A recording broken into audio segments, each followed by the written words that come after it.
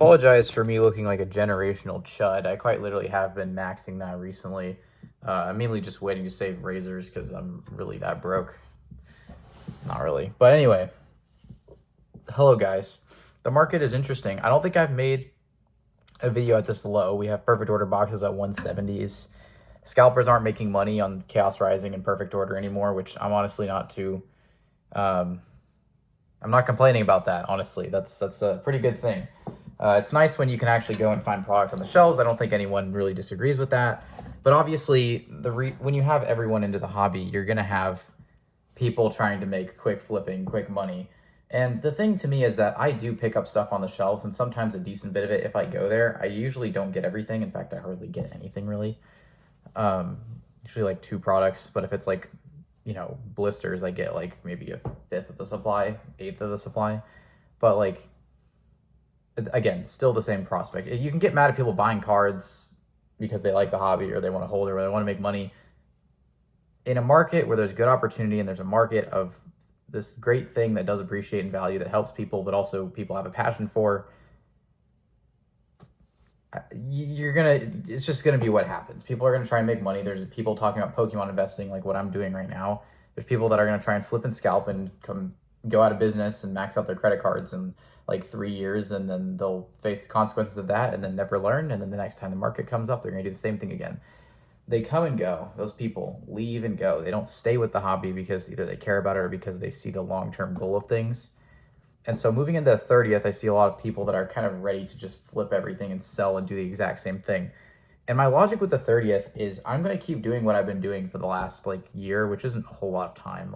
I'm not saying I'm a very credible individual here, but I'm just going to wait until everything gets fire sold on the market, wait till the November period, see if the Black Friday and Cyber Monday stuff does tank the market like it normally does in the winter seasons.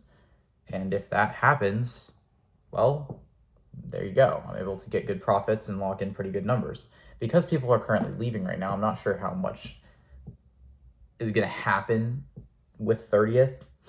But honestly, there's so many good opportunities where these boxes are not going to be this cheap in the future. This is the cheapest they'll probably ever be. And if they go under MSRP, then are the people that said, there's people that say they're going to buy when the market gets this low and they don't. So my point is, please buy.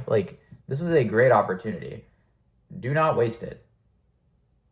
Now, part of my question that I always been faced with is I do want to get older products. I'm not super into the Sword and Shield era, but I have some interest in it, just if there's cheaper products. But the Scarlet and Violet era makes me fairly intrigued to buy products from. But because of this opportunity right now, instead of buying stuff when it's stable on some of the older sets that are going out of print, I do feel inclined to put money in a lot of the newer stuff, especially because of these opportunities. And I honestly am not super against my decision to do that. But at the same time, I wouldn't mind getting another a Surging Sparks booster box or a Journey Together box or even a Twilight Masquerade box, something older. But put money in the new sets right now. And I know that's I wouldn't recommend anyone do that. I'm not a financial advisor. I'm just saying the amount of lows we're seeing in these undesirable products that are during a bad market cycle, which makes them more undesirable. I don't think that these 3 sets are really going to be all that bad in the long run as investments. I think they're going to do fine. And so I would argue if you're putting money in stuff, put it in that and Prismatic. I would say those are the best things to probably buy at the moment. The reason I say Prismatic is because it's going to go out of print rotation next year.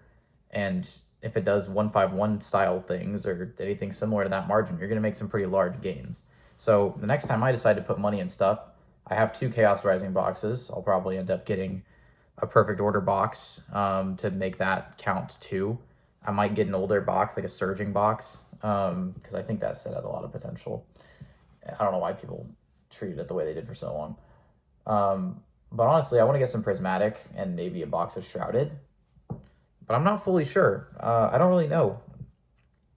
My wish list right now is get a ETB of Shrouded, get 2 ETBs of Prismatic, get 1 or 2 ETBs of the new stuff, because I can find it on Facebook Marketplace for below $200 cash. But even if I don't do that, I mean, it's still decent money.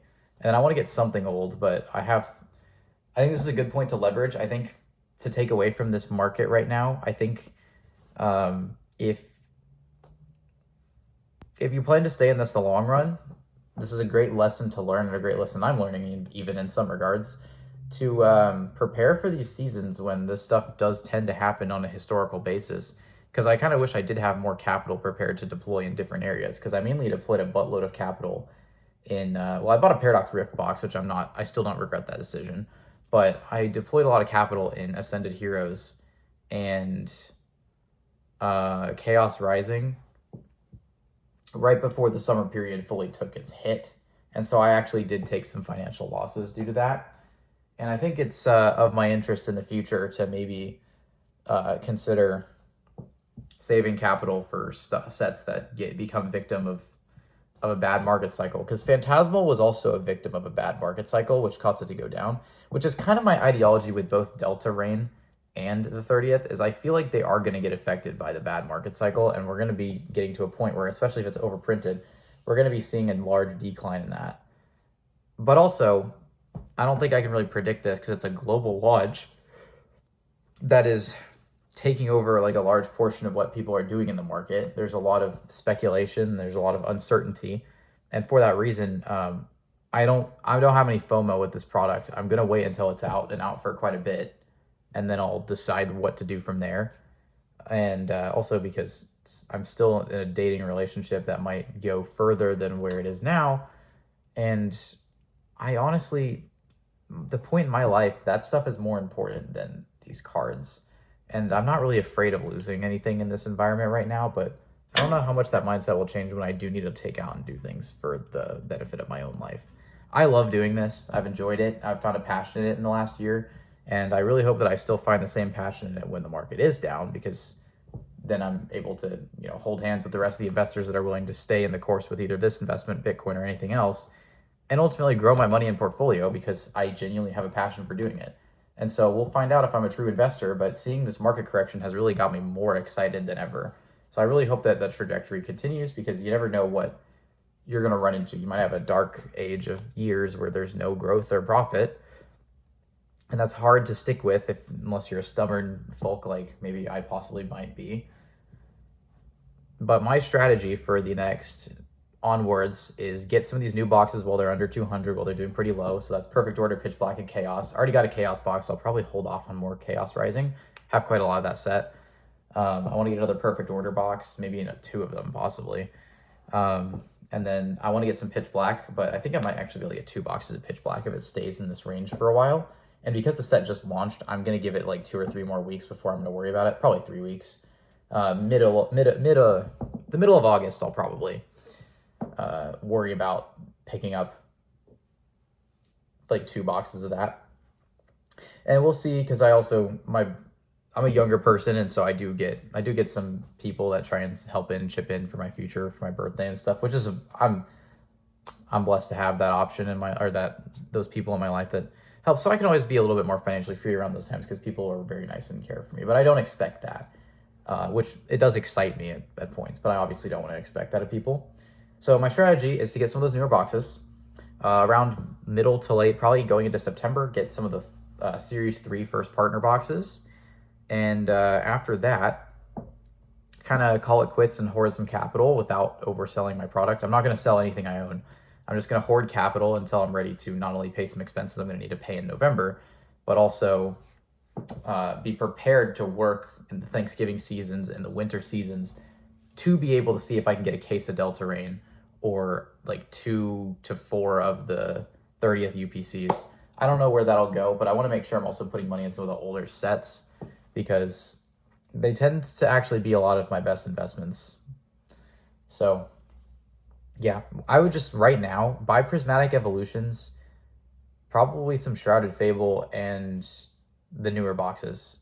I think that's the best period in the market right now. And the Series 2 first partners, those are probably pretty good investments right now. Don't pre-order anything. Just don't. Do not ever pre-order to invest money. The only time I think that would be reasonable was like with Ascended Heroes when it hit its lows in the pre-order. But I just bought it in the lows during the selling season, and it was the same low. So I don't know. This is a shorter video. Just please, if you're into this hobby for more than just the bull market runs, invest when things get low. That's when you're supposed to invest. You guys need to be investing right now.